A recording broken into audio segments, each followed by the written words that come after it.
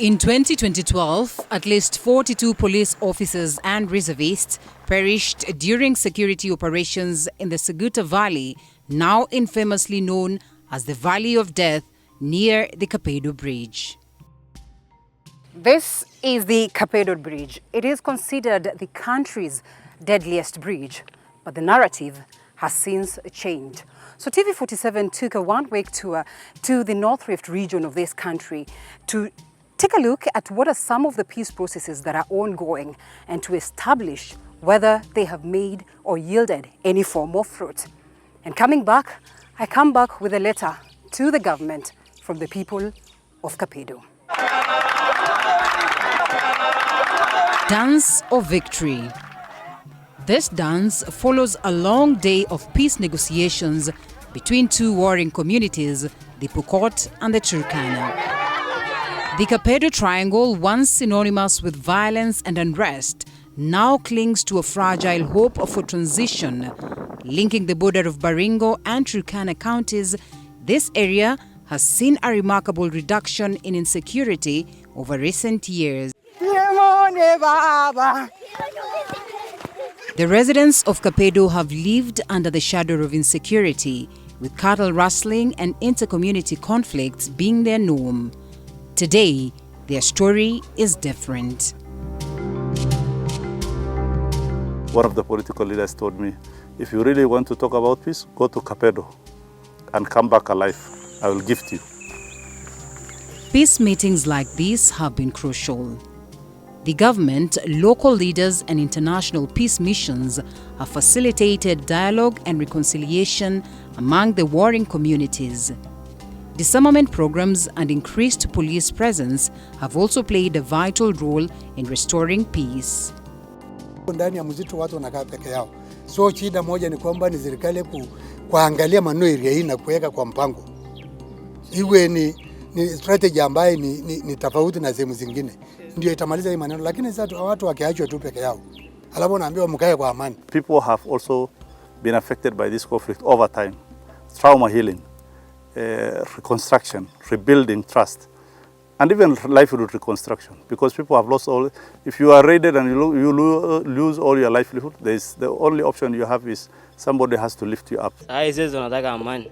Sasa kila siku Pokot anakuja kuchokoza sisi. Sisi tunakaa tu pamoja. Na mambo yote yananyari yote atanyamaniche. Wakati mtu anauliwa hakuna hata mwenye anakula mwingine. Toto nate tomorai. Na meka mzuri.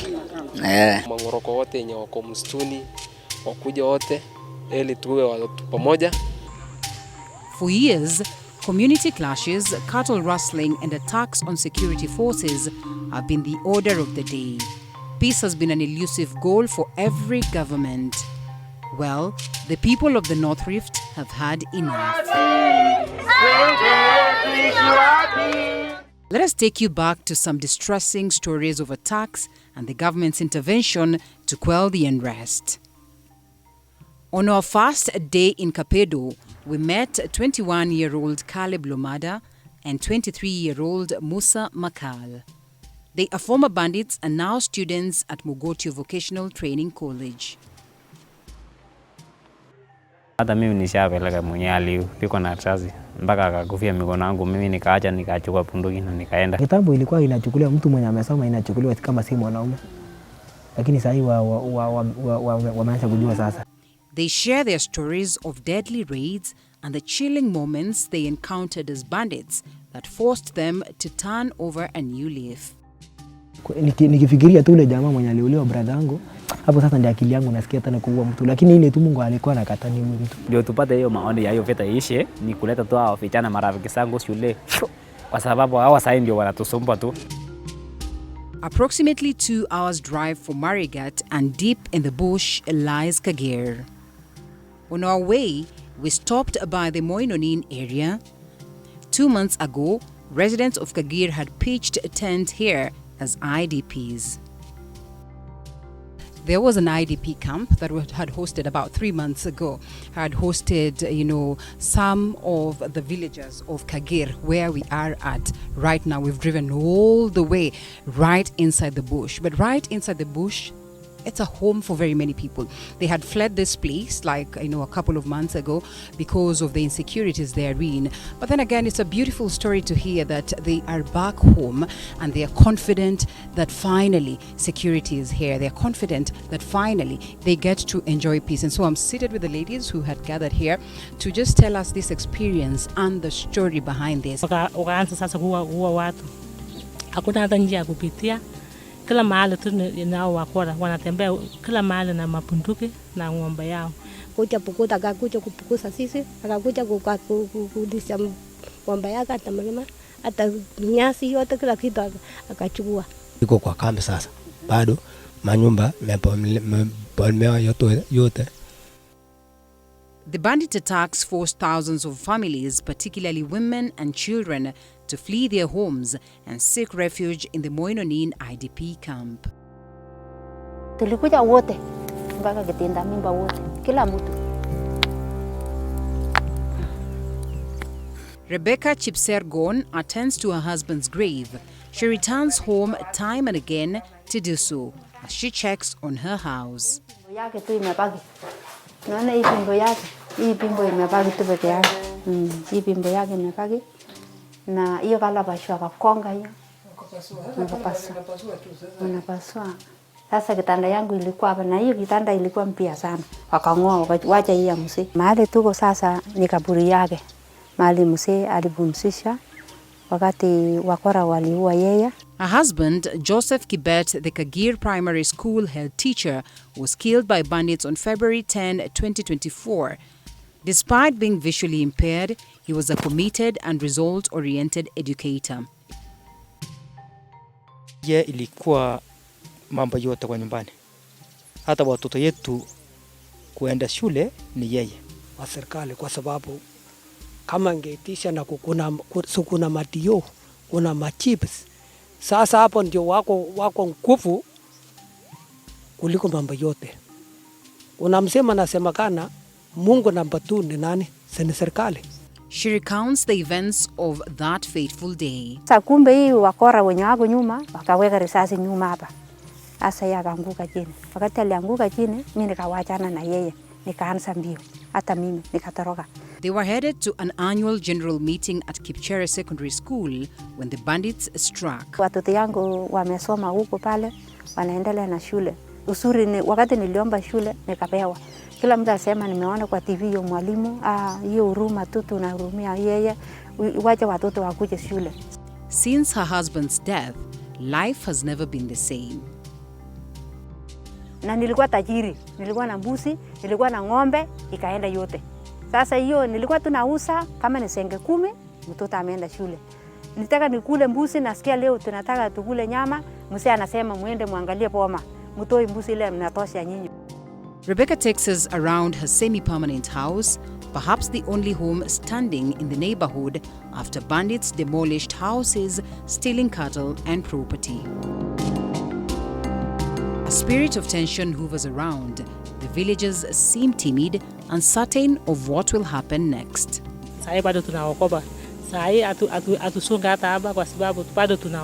But beneath this timidness lies mixed feelings of rage to fight back and the desire to end the long-standing war between the Pokot and the Turkana. Hatuna OP hata moja kwa huko polisi. Hatuna. Kila mtoto ya area hii akiona tu hiyo mtu anasema tu ni kuua.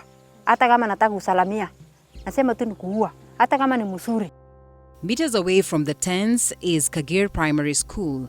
The students look sad but hopeful of recovering the lost time after a long break. There are consistent meetings held by villagers with the hope of addressing their underlying concerns and achieving lasting peace. The government has a scheme, one, to compensate people, two, to rehabilitate. Silaha mingi ikikuwa katika community hakuna amani. Kwa hivyo tungeomba serikali tu waangalie wachukue hii maneno ya mabunduki. Once developments, roads come in, energy and water comes in, people will gradually start adapting that there is other ways by which people can live. This is day 3 of our visit. We have driven past the once declared most dangerous Kapedo Bridge and the deadly Seguta Valley.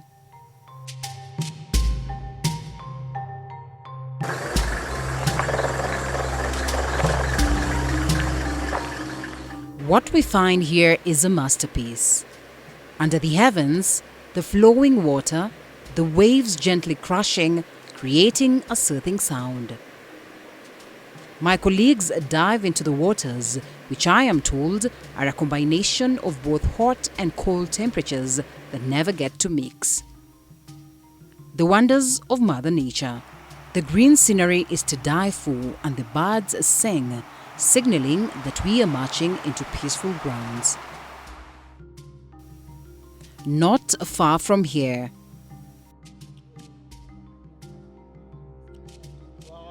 we are having a lunch before these Turkana and Pokot gentlemen return to the peace talks that have been ongoing for a week. Most are seated on their ekchoros. I've noticed almost all the men are carrying this small thing, and I wanted to understand just what it is. Ekchoro is what they call it. Ekchoro is a small seat that most of the men will move around with, that once they perhaps get into the fields, into the bush, then they would sit on. Kuna wale ambaye ni expert, wanajua kushonga hii, ndio wengine pia wanahusia, wengine pia wana try, wanafunza wale wengine.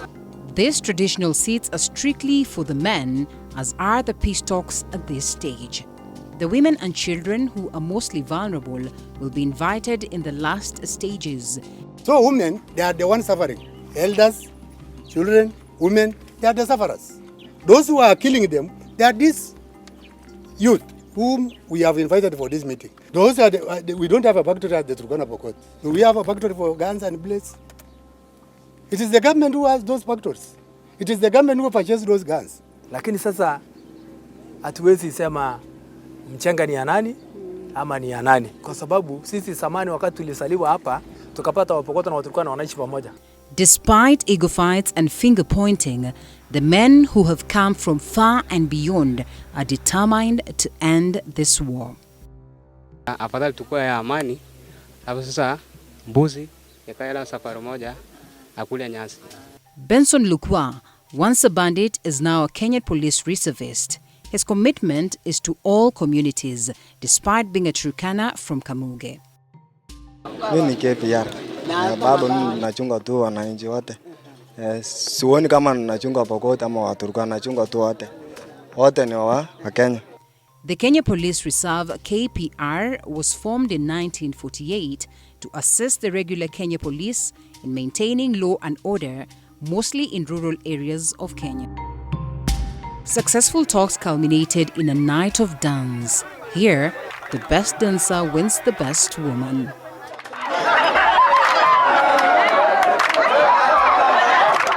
The Pokot men will spend their night in Turkana East constituency to consummate their peace agreement. Our final drive takes us to Baragoi. It is Friday. It has been a long safari past Tangul Bay to Mararal. Approximately 3.5 hours later, we reach our destination at 10 p.m. Word has it that there was a raid in Gilai sublocation that night. Chills ran down our spines. We managed to find a place to sleep, gathering more details the next day. Well, the next time I'm going to come here, I'll carry some marbles for the oldies. This is Ngelai village in Baragoi. One of the reasons why we came here is because we had the reports where one gentleman or one man who was herding his goat was actually captured somewhere in the bush by bandits, and therefore we just came up to follow up, or we came here to follow up on what really played out in relation to that. And of course we'll be speaking to the elders here. But before then, there's some beautiful thing that I noticed here. It is about the game. What game inaitwaje? Ndotoi. The elderly are engaging in some nice ni karata tu, sindio? Yeah, ni karata tu. Ya kucheza. Okay, well, they're playing their games. I do not understand. I think I need to learn some bit as to what then this game is all about. We visit Mzele Purkel Shoi's homestead. He is not in, but we find his wife Antonella Lishoyi, who's a minor, his kids, and Goreya, the mother. She is deeply saddened, tears rolling down her cheeks. The son, who is out recording a statement with the police, encountered bandits who stole 100 of his goats.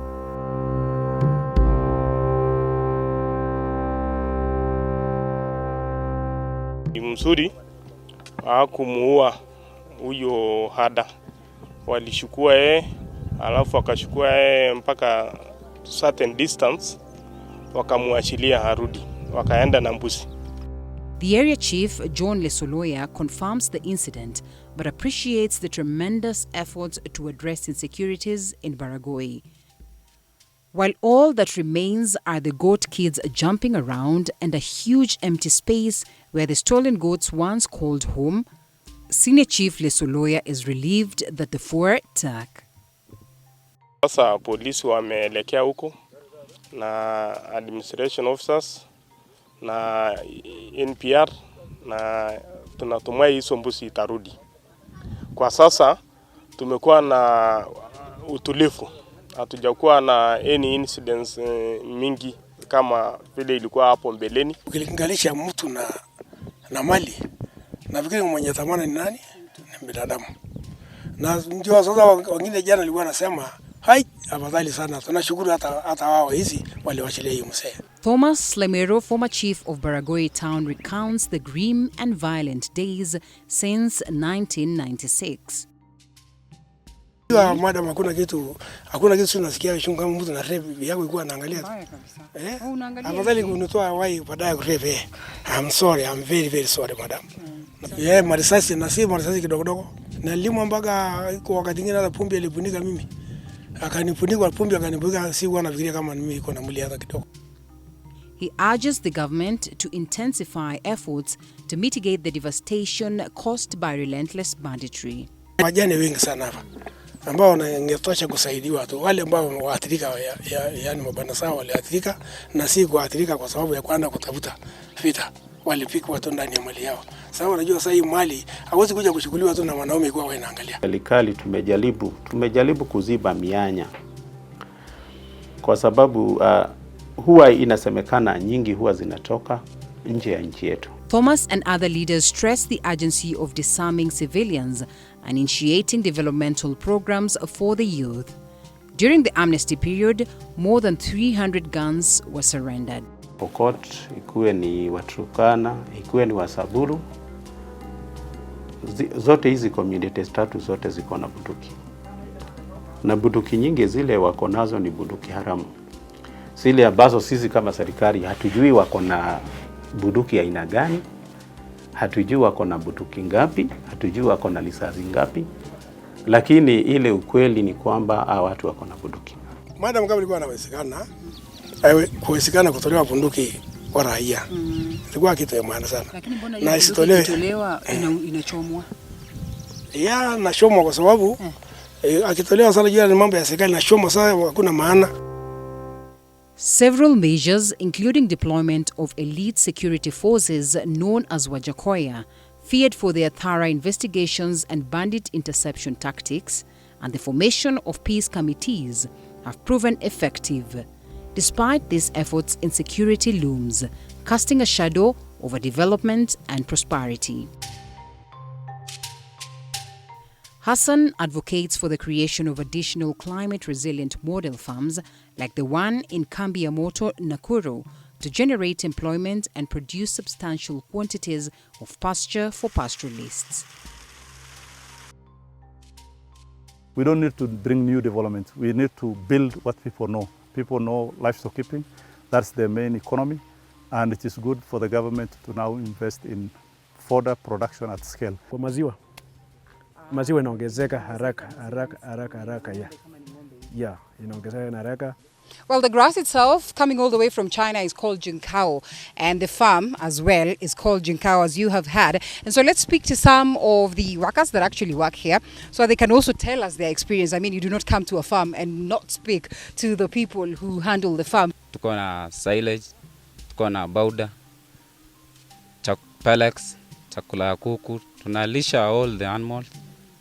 Mbuzi wanakula vizuri sana. Can say imemake a difference in our lives. Tumeimprove manyumba zetu, watoto naweza kusoma, tunaweza lisha jamii. Pia mimi ni mfanyikazi hapa. Nimefanya for long but imenisaidia hii kazi sana. The Chinese jinkao grass cultivated on 1 acre can adequately feed 20 cows.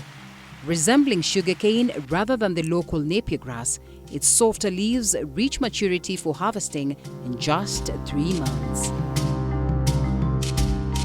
The Kenya Agriculture and Livestock Research Organization says that only 10% of farming is devoted to fodder cultivation in Kenya, leading to a fodder shortage.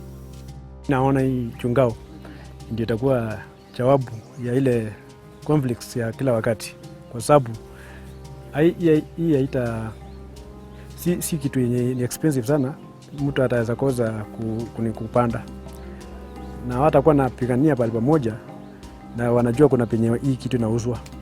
Hii itamaliza hiyo konfi. In search of lasting peace, religion too has played a huge role. Hapo awali tulikuwa tunakaa vizuri na wenzetu Turkana. Tulikuwa tunashirikiana katika mikutano ya crusade conferences. Tulikuwa tunasoma hata pamoja, lakini all of a sudden shetani akainuka. Katika ile njia ya kuwaleta pamoja ilileta watu walitasamana na waliona ya kwamba hala kumbe watu tu wote ni wazuri. Kwa hivyo kukawa na ile mazungumzo. As this family invites me to their home for a dance, and as the students proceed to school, and as these women are fishing to put food on their table, the questions linger. Will peace hold? When will government bring us better roads, hospitals, schools, banks, and all that is about development? It should be documented that for the 6 days I have been here, I have only seen one single means of public transport, a Nissan Matatu. Like in The Playwright by Samuel Beckett, the North Rift is asking, are we waiting for Godot?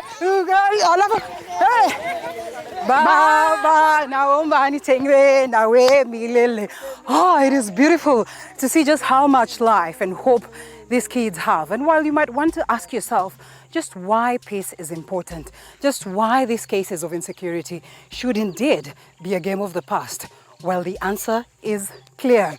Of course, this generation is dependent on the peace and security of this place.